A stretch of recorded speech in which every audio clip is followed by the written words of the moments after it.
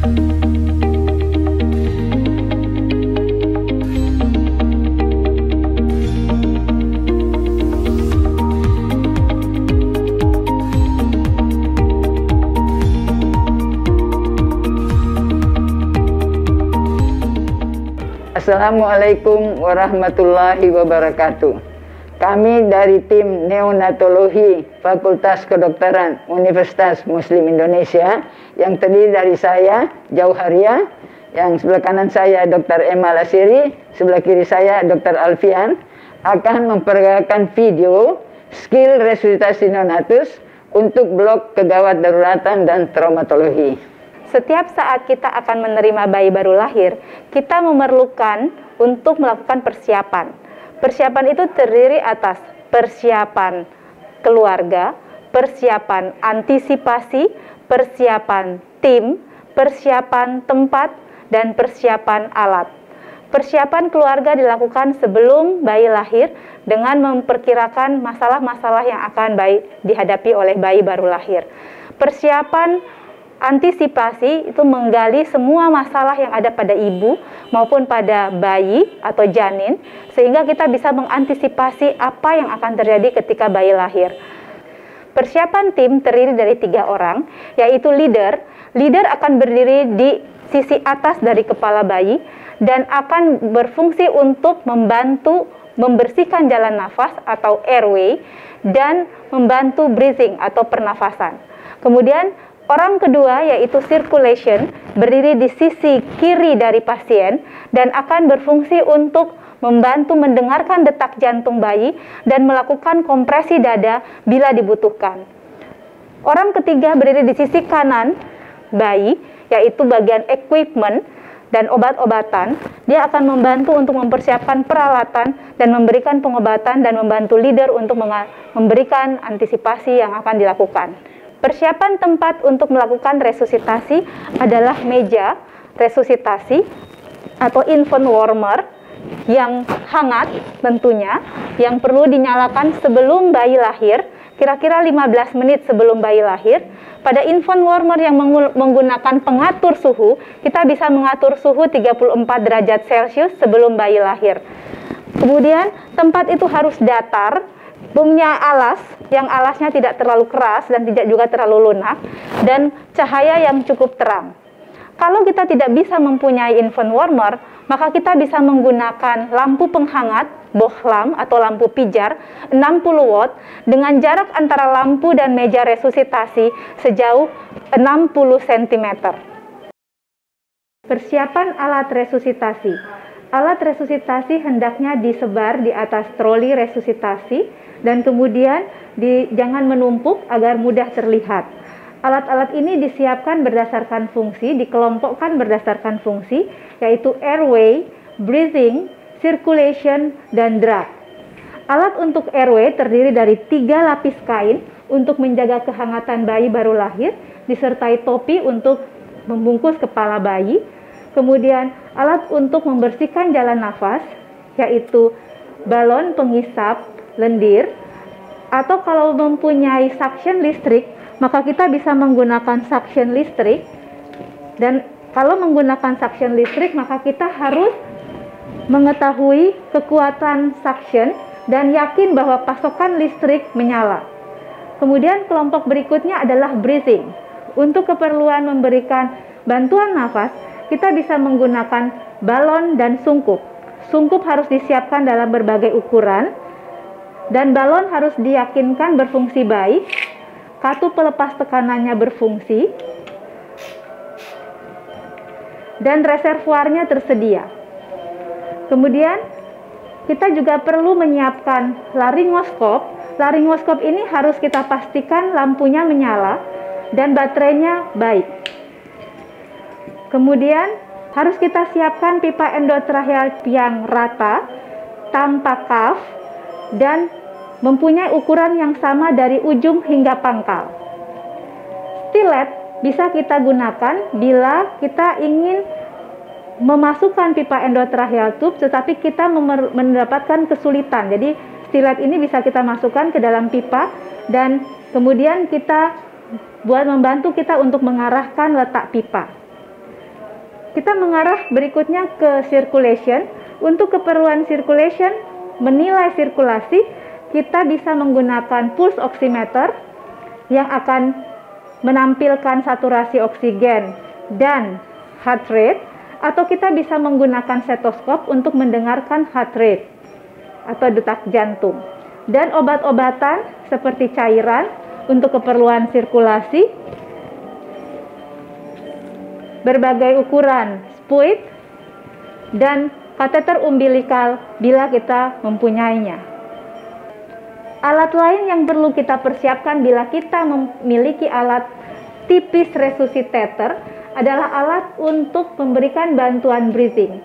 Alat ini jauh lebih baik dari balon dan sungkup karena bisa memberikan tekanan inspirasi, puncak, dan juga bisa memberikan tekanan positif di akhir ekspirasi dengan oksigen yang bisa kita atur kadarnya atau fraksi oksigennya, yaitu dengan memainkan atau menyeimbangkan antara air, oksigen 21%, dan oksigen 100%. Alat ini memiliki kompresor internal yang bila dinyalakan, maka akan memberikan kompresor yang akan menghasilkan oksigen 21% dengan flow tertentu yang kita bisa atur dengan tombol FiO2. Kemudian PIP atau tekanan puncak inspirasi bisa kita atur dengan tombol tekanan puncak inspirasi dengan menutup dua lubang pada selang utama. Kemudian kita atur misalnya tekanan inspirasi puncak 30 cm H2O. Dan PEEP atau positive end expiratory pressure akan kita mainkan atau kita atur dengan cara memutar tombol PEEP di sisi atas daripada tabung kecil yang akan kita hubungkan umumnya dengan sungkup oksigen. Jadi kita mengatur PEEP dari puncak daripada tabung kecil tersebut. Alat ini juga kita bisa gunakan untuk memberikan continuous positive airway pressure bila bayi sudah bernafas tetapi masih terdapat retraksi yang tentunya pada bayi-bayi tersebut tidak lagi dibutuhkan tekanan inspirasi puncak, jadi tidak membutuhkan ventilasi tekanan positif, tetapi dia hanya membutuhkan CPAP atau Continuous Positive Airway Pressure. Setelah bayi lahir, kita lakukan penilaian awal. Penilaian awal saat bayi lahir terdiri dari 3 hal, yaitu apakah bayi cukup bulan, apakah bayi bernafas atau menangis, apakah tonus otot baik. Bila ketiga pertanyaan ini terjawab ya, maka bayi tersebut langsung dipindahkan ke atas perut ibu dan dilakukan perawatan rutin, dan berarti bayi tersebut tidak membutuhkan resusitasi. Namun apabila salah satu dari ketiga pertanyaan ini atau lebih terjawab tidak, kita akan melakukan resusitasi dengan langkah awal. Hangatkan, posisikan, isap lendir bila terdengar bunyi lendir dari mulut dan kemudian dari hidung. Setelah itu keringkan bayi secara cepat dengan sekalian melakukan rangsang taktil. Sisipkan kain yang basah di bawah bayi dan balik bayi ke sisi yang lain dan lakukan pengeringan yang sama. Angkat linen kotor atau linen yang basah dan tempatkan di kain linen kotor. Posisikan kembali dan lakukan penilaian sembari masang topi dan memasang pulse oximetry di sisi lengan, pergelangan lengan kanan bayi. Sejak bayi lahir hingga dilakukan penilaian setelah langkah awal, itu kita membutuhkan waktu paling lama 30 detik. Setelah melakukan pemasangan pulse oximeter di lengan kanan, maka kita lakukan penilaian. Penilaian itu adalah penilaian pernafasan, apakah bayi apnu atau megap-megap, dan menilai frekuensi jantung.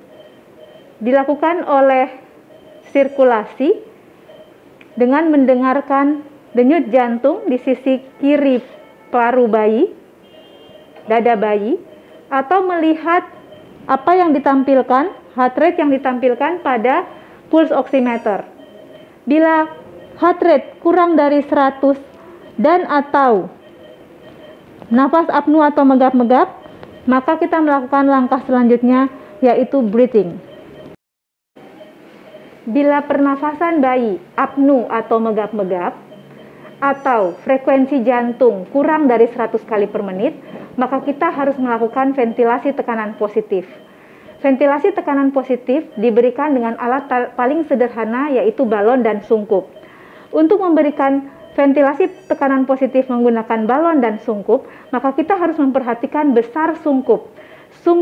Ukuran sungkup ini harus menutupi mulut dan hidung bayi, dan kemudian ventilasi tekanan positif bisa diberikan dalam 3 fraksi oksigen, yaitu bila kita tidak menggunakan oksigen sama sekali, maka ventilasi tekanan positif ini kita memberikan tekanan disertai oksigen 21%, yaitu oksigen yang ada di alam. Tetapi bila kita sambungkan dengan oksigen, sumber oksigen, dan kita harus pastikan sumber oksigennya berisi dengan flow 10 liter per menit, maka kita akan memberikan tekanan dan oksigen atau fraksi oksigen sebesar 40%. Jika kita memberikan oksigen yang kita tutup dengan reservoir, maka kita bisa memberikan tekanan dan oksigen dengan fraksi 100%. Ventilasi tekanan positif akan diberikan dalam 30 detik dengan frekuensi 20 hingga 30 kali per 30 detik. Dengan irama pam pas pas, pam pas pas, pam pas pas. Selama melakukan ventilasi tekanan positif, maka leader harus memperhatikan bahwa dada bayi mengembang. Kita mencoba dalam 30 detik. 1 pas pas, 2 pas pas, 3 pas pas, 4 pas pas, 5 pas pas, 6 pas pas, 7 pas pas, 8 pas pas, 9 pas pas, 10 pas pas, 1 pas pas, 2 pas pas, 3 pas pas, 4 pas pas, 5 pas pas, 6 pas pas, 7 pas pas, 8 pas pas, 9 pas pas, 10 pas pas, 1 pas pas, 2 pas pas, 3 pas pas, 4 pas pas, 5 pas pas. Ternyata saya telah melakukan ventilasi tekanan positif sebanyak 25 kali dalam 30 detik. Itu berarti berada dalam rentang 20 hingga 30 kali dalam 30 detik. Fraksi oksigen yang bisa digunakan untuk bayi cukup bulan di VTP pada awalnya adalah fraksi oksigen 21%. Sementara untuk bayi kurang bulan di bawah 34 minggu dengan berat badan kurang dari 1.500, kita boleh mengawali pemberian ventilasi tekanan positif ini dengan fraksi oksigen 40%, yaitu dengan menyambungkan pipa oksigen dan tidak menggunakan reservoir. Setelah kita melakukan VTP efektif selama 30 detik, maka kita harus melakukan penilaian detak jantung yang dilakukan dalam 6 detik dan dikali 10. Ataukah kita melihat detak jantung yang tampil pada pulse oximetry. Setelah dilakukan VTP efektif 30 detik, maka dilakukan penilaian. Bila detak jantung kurang dari 60 kali per menit, maka kita melangkah ke tindakan C atau circulation, yaitu kompresi dada yang selalu dibarengi dengan ventilasi tekanan positif. Untuk melakukan kompresi dada, kita bisa menggunakan ibu jari, telusuri dari arcus costae ke dalam, mencapai prosesus pedis, lalu mencapai proses kita naik sedikit ke atas, tapi titik ini ialah di bawah garis intermamaris. Sinilah tempat kita akan melakukan kompresi dada. Untuk melakukan penekanan dada, kita mencari lokasinya mulai dari arcus costae ke atas sampai kita dapat prosesus pedis. Setelah itu kita naik ke atas sedikit, tapi titik ini harus berada di bawah garis intermamaris. Ya, di sini lokasi kita menekan. Kita menekan 3 kali, lalu diikuti dengan pompa. 1, 2, 3. 1, 2, 3. Nah, menekan ini lebih cepat daripada waktu kembali. Dan harus menekan kira-kira sepertiga diameter anterior posterior dada. Ya, dan menekan lebih cepat daripada melepaskan. Seperti ini. 3 kali diikuti dengan pernafasan. Ya. Kita mulai, Prof. Ya, oke. 1, 2, 3. Pam. 1, 2, 3. 2. 1, 2, 3. 3. 1, 2, 3. 4. 1, 2, 3. 5. 1, 2, 3. Nah, kompresi dan ventilasi dilakukan dalam 60 detik. Setelah kita melakukan kompresi dada dan VTP selama kurang lebih 60 detik, kita selanjutnya melakukan penilaian kepada bayi. Jika setelah dilakukan VTP dan kompresi, heart rate-nya masih kurang dari 60 kali per menit, maka kita bisa memasukkan obat-obatan, yaitu epinefrin. Penggunaan epinefrin saat ini dianjurkan melalui intravena, yaitu melalui dengan pemasangan kateter umbilikal. Terkadang dalam melakukan ventilasi tekanan positif, kita menemukan beberapa kendala, antara lain dada tidak mengembang. Bila dalam melakukan ventilasi tekanan positif, dada bayi tampak tidak mengembang, berarti VTP kita tidak efektif. Kita harus melakukan langkah koreksi ventilasi yang kita kenal dengan Mr. SOPA atau Suster IPTA. Sebenarnya, Mr. SOPA atau Suster IPTA adalah mnemonik atau singkatan dari beberapa hal yang menjadi panduan kita untuk mengingat. Suster IPTA, S adalah sungkup. Berarti lekatan sungkup harus kita benarkan. R, reposisi kepala. Berarti kepala harus direposisi kembali ke posisi setengah tengada sehingga jalan napas terbuka. I, isap lendir bila kita melihat ada lendir. B, buka mulut. T, menaikkan tekanan. Dan A adalah alternatif. Suster IPTA dilakukan dalam beberapa tahap. Pertama, S dan R terlebih dahulu. Jadi kita melakukan sungkup lebih rapat dengan cara mengatur letak lengan tangan kita melingkupi tepi sungkup dan kita menengadahkan sedikit kepala ke atas. Itu untuk mereposisi. Lakukan ventilasi 2 kali. Pam, pam. Bila dada belum mengembang, maka lakukan penghisapan lendir dan buka mulut. Dan kita kembali melakukan pompa. Pam, pam. Bila dada telah mengembang, maka kita tidak melakukan langkah T dan A. Tapi bila dada belum mengembang, maka kita harus melakukan langkah T. T adalah menaikkan tekanan. Bila tadi kita memberikan tekanan kira-kira 20 cm H2O, maka untuk menaikkan tekanan kita bisa menaikkan ke 25 atau 30 cm H2O. Bila dada telah mengembang, kita tidak melakukan lagi langkah koreksi berikutnya. Tapi bila dada belum mengembang, maka kita harus memasang alternatif, yaitu memasang pipa endotracheal. Pipa endotracheal ini dipasang menggunakan laryngoskop dan seperti ini ya. Tentunya dengan teknik tertentu. Manekin yang kami buat atau manekin yang kami punya tidak bisa untuk pemasangan pipa endotracheal tube, tapi sekiranya bisa, maka setelah pipa endotracheal tube ini terpasang, maka kita akan melakukan pemompaan melalui pipa endotracheal dengan cara ya menyambungkan balon dan sungkup dengan pangkal pipa endotracheal dan kemudian memberikan tekanan masuk ke dalam. Dengan harapan tekanan yang kita berikan ini diarahkan dengan tepat masuk melalui pipa endotracheal menuju ke trachea dan sampai ke paru-paru secara lebih sempurna. Sehingga ventilasi tekanan positif kita bisa efektif.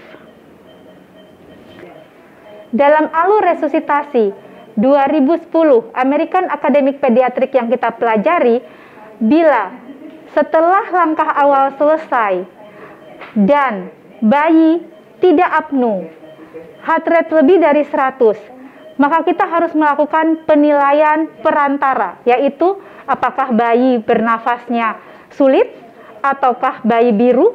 Bila bayi bernafas secara sulit atau distres nafas atau bayi biru, tetapi bayinya heart rate-nya lebih dari 100 dan tidak megap-megap, maka bayi tersebut tidak boleh kita berikan ventilasi tekanan positif, tetapi kita harus memberikan continuous positive airway pressure.